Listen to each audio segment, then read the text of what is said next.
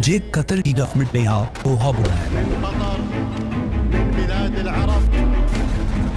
تاکہ ہم السلام علیکم. فرسٹ ریئیکشن لاسٹ ریئیکشن کے ناظرین، آپ لوگوں کا شکر گزار ہوں کہ آپ لوگوں نے قیمتی وقت نکال کر اس ویڈیو کو دیکھنے کے لیے. آج کی جو ہماری ویڈیو ہے بہت انفارمیشن ویڈیو ہے، لازمی آخر تک دیکھیں اور دوسرے دوستوں کے ساتھ بھی لازمی شیئر کریں. تو دوستو ویڈیو ہے آخری خلیفہ، تو اس ویڈیو کو آخر تک دیکھو. چلو چلتے ہیں ویڈیو کی طرف. فلسطین کے ایشو کے بارے میں بات کر سکیں. اس وقت دنیا میں ایک ایسی سچویشن کہ کوئی بھی فلسطین کے مسئلے پر بات کرنے کو تیار نہیں، اور عرب ممالک اتنی دولت ہونے کے بعد فلسطین کے بارے میں ایک آواز بھی نہیں اٹھا سکتے. اسی ٹائم صرف قطر ایک ایسا ملک ہے جس نے پوری دنیا سے لوگ یہاں پہ بلا کے فلسطین کے ایشو کو اٹھا رہا ہے. لیکن اب کوشچن یہ ہے کہ سارے عرب ممالک ویسٹرن کنٹریز کے غلام آخر بنے کیسے؟ اصل میں آج سے 100 سال پہلے آٹومن امپائر، عثمانیہ خلافت اپنی آخری سانسیں لے رہی تھی، اور برٹن، فرانس اور باقی سارے ویسٹرن کنٹریز نے انہیں ہر طرف سے گھیر لیا تھا. لیکن پھر بھی ان سب کو پتا تھا کہ جب تک آٹومن امپائر کے اندر سے بغاوت نہیں ہوگی تب تک آٹومن امپائر کو ہرانا بہت ہی مشکل کام ہوگا.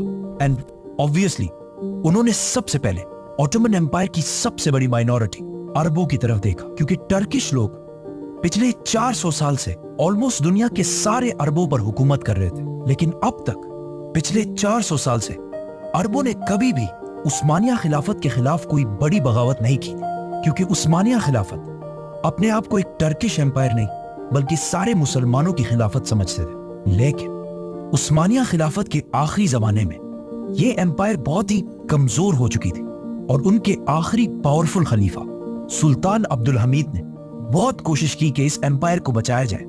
لیکن اپنے آخری زمانے میں عثمانیہ خلافت اکنامکلی بہت ہی کمزور ہو چکی تھی، جس کی وجہ سے ترکی کے اندر خلیفہ کے خلاف ایک اپوزٹ پارٹی ینگ ٹرکس بہت تیزی سے آگے بڑھنے لگے، اور آخر ان کی پاور اتنی بڑھ گئی کہ انہوں نے مل کر خلیفہ عبدالحمید کو تخت سے ہٹا دیا اور اس کے بھائی محمد V کو خلیفہ بنایا، جو صرف ایک نام کا خلیفہ تھا اور پاورز اس کے پاس کچھ بھی نہیں تھے.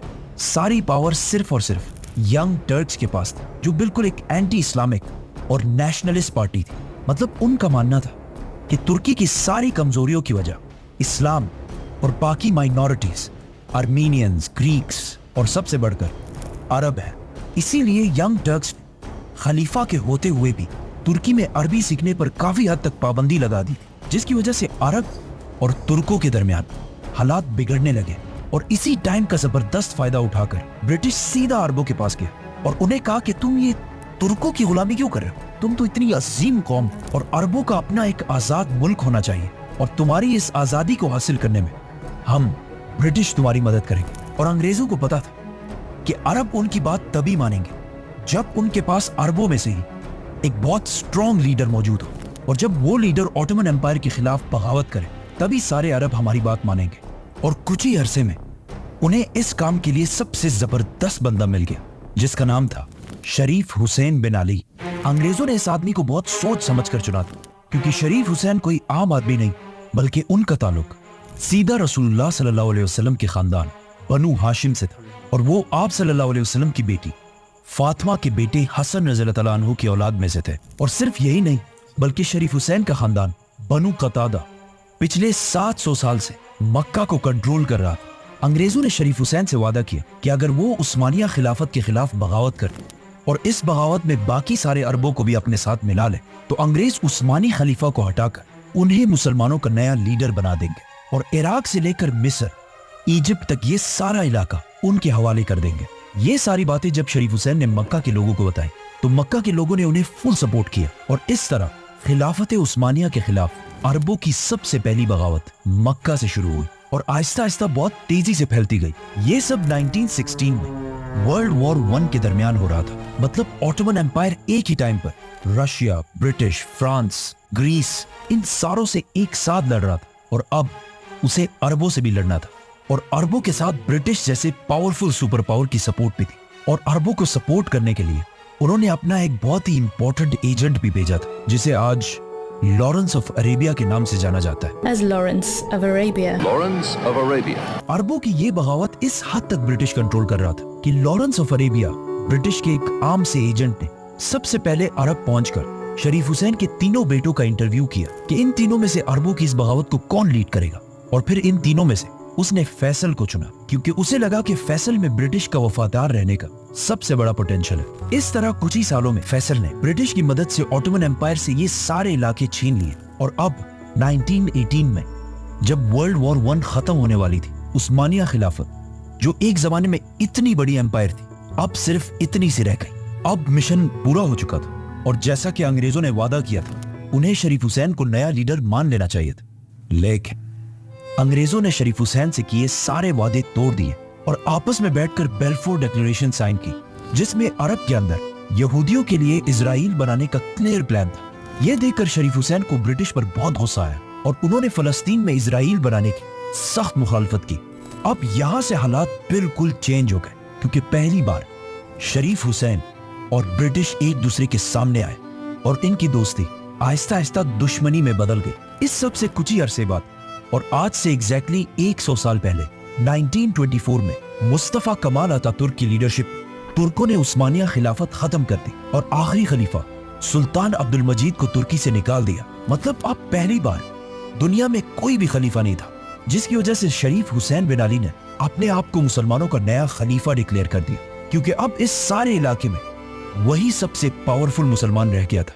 नाउ फ्रांस ये सब देखकर बहुत टेंशन में पड़ गया और उसने जाकर ब्रिटिश से कहा कि तुम पागल हो गए हो, तुमने मुसलमानों को एक ऐसा लीडर दिया है जिसका ताल्लुक रसूलुल्लाह सल्लल्लाहु अलैहि वसल्लम की फैमिली से, वो मक्का में रहता है और अब खलीफा भी बन चुका है, और अभी से उसमें इतना कॉन्फिडेंस आ गया कि वो हमारे फैसलों के खिलाफ जाने लगा, जिससे आहिस्ता आहिस्ता ब्रिटिश शरीफ हुसैन के लिए अपनी सपोर्ट थोड़ी कम करने लगा। इजराइल को ना मानने और ब्रिटिश के सामने खड़े होने के बाद अब अरबों में शरीफ हुसैन की रेपुटेशन थोड़ी बेहतर होने लगी, और आखिर 1924 के एक अखबार में ये खबर भी छपी कि फॉर्मर उस्मानी खलीफा सुल्तान महमद वहीदुद्दीन ने शरीफ हुसैन की खिलाफत को सपोर्ट करने का ऐलान कर दिया। जब अंग्रेजों ने ये सब कुछ देखा तो उन्हें समझ आ गई कि अब शरीफ हुसैन उनके कंट्रोल से निकल चुका है, इसीलिए उन्होंने आखिर अपना सारा सपोर्ट शरीफ हुसैन से हटा दिया और एक नए लीडर को सपोर्ट करने लगे, क्योंकि वो लीडर अंग्रेजों की हर बात मानने के लिए तैयार था, जिसका नाम था अब्दुल अजीज इब्ने सऊद। नाउ जिस तरह शरीफ हुसैन ने ब्रिटिश की मदद से उस्मानिया खिलाफत को तोड़ा था, उसी तरह इब्ने सऊद भी ब्रिटेन की मदद से शरीफ हुसैन की खिलाफत को तोड़ने लगा और बहुत तेजी से ये सारा इलाका फतह कर लिया। ब्रिटेन ने अरबों से किए हुए सारे वादे तोड़ दिए और आखिर शरीफ हुसैन को ब्रिटिश ने गिरफ्तार करके साइप्रस में अपने एक जेल में डाल दिया, और इस तरह अंग्रेजों ने अरबों से अपने सारे वादे तोड़ दिए और अरबों की एक यूनिफाइड कंट्री बनाने का ख्वाब हमेशा के लिए खत्म कर दिया, और अरब को बहुत सारे छोटे कंट्रीज में डिवाइड कर दिया ताकि वो हमेशा आपस में लड़ते रहे और अंग्रेजों के सामने खड़े ना हो सके। और यही सेम प्लान उन्होंने इंडिया में भी इम्प्लीमेंट करके उसे भी 2 हिस्सों में तोड़ दिया।